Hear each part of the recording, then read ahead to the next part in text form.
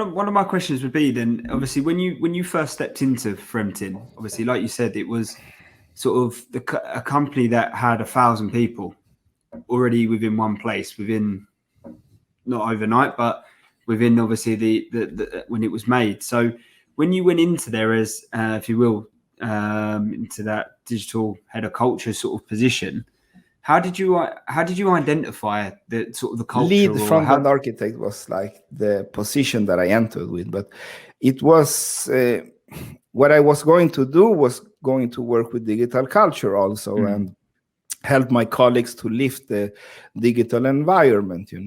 So how did you identify with that environment and sort of that culture where it was quite fresh, really, but still had a lot of people? It was, I think every time I have done the jump, like I have done not so many, like usually I stick around.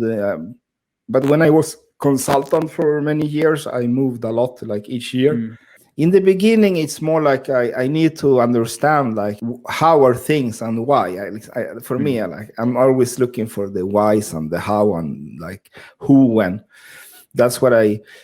That's usually what I do. The first exercise when I mentor startups, I tell them to do the like what are we doing, and why are you doing that, how are you doing it, who is doing it, and when. That's like the basic thing. So now when I enter a new organization, I try to grasp the what, the why, the how, like within digital, like why are they doing this way? Why do they have a design system this way? Why do they have the API this way? Why do they have I'm a curious guy, so I want to know everything. And then I look at the culture and I try to figure out, like, do they actively work with culture? Which is very rarely that any company do. I don't know many companies that actively do it. Like maybe Chris Dyer, that is the writer of the book, The Power of Company Culture, he does it because he wrote the book, right? And he's very passionate about it. But most companies don't work actively with culture, So what I do is that I try to see, like, okay, how can we start? Like, where should we start? And the problem why companies have a hard time with the company culture is that they don't know how to measure. That's one of the biggest problem I have, from my analysis with my research, is that they don't grasp it. Like if you ask a top leader, what is company culture? One of them will say party and balloons. I'm sure about it in any company, but party and balloons. They think it's like after work and playing Kahoot, or I don't know, like social stuff, some of them will grasp it, they will do, but they don't know how.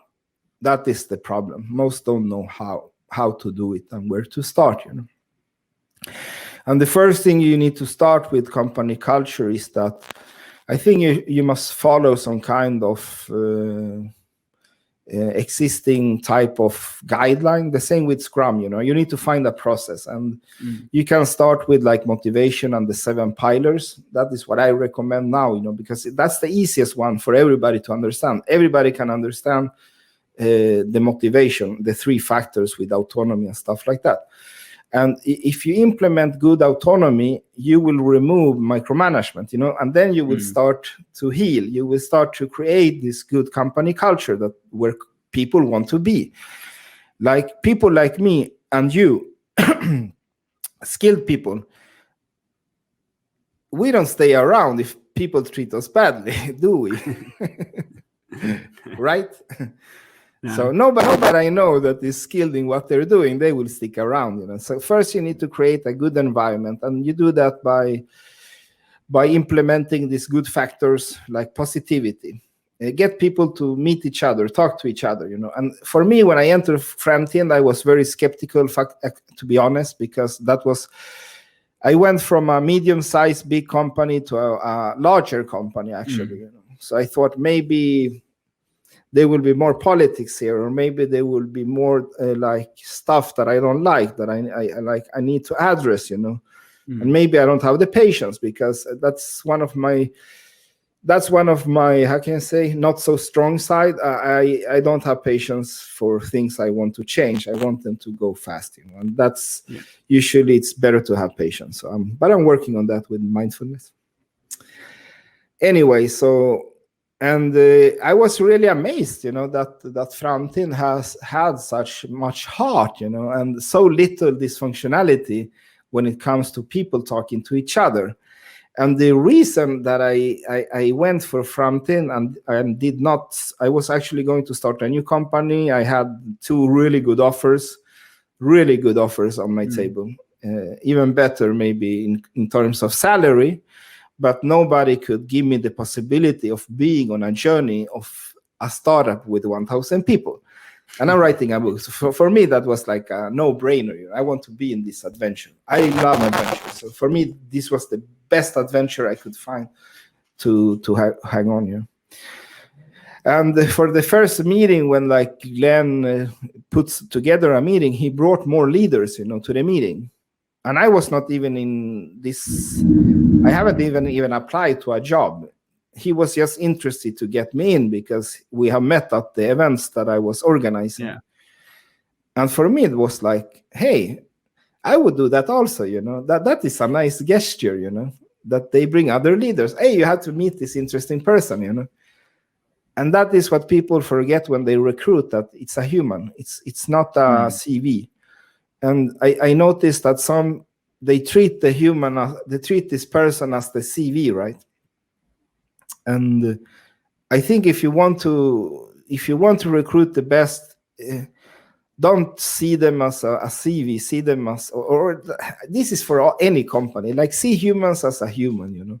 Don't see them as a CV or whatever. Like, treat them as a human. That's usually the best approach if you want to attract good people, because good people are more driven by the inner centric values than the outer centric. Outer centric is like money, what car will you give me, what computer will you give me. Inner centric, that is like, how will you treat me, how will you like nourish me, how will I grow here as a leader. Like, that is eccentric. So like, for me, recruiting has always been this kind of person, get to know the human. And I don't care if people have like condition like ADHD or whatever, like in engineering, we have the highest number of people with how can you say, like Asperger, like introvert syndromes, the biggest number. The number of people with dyslexia and dysgraphia. I have dysgraphia. That's a fun thing to have when you're a programmer, because dysgraphia is a spelling disorder. But I can program perfectly. But when I type like any text or whatever, I don't see my mistakes until I have published them. And that is really annoying when you're going to become an author. I can tell you, it's really annoying.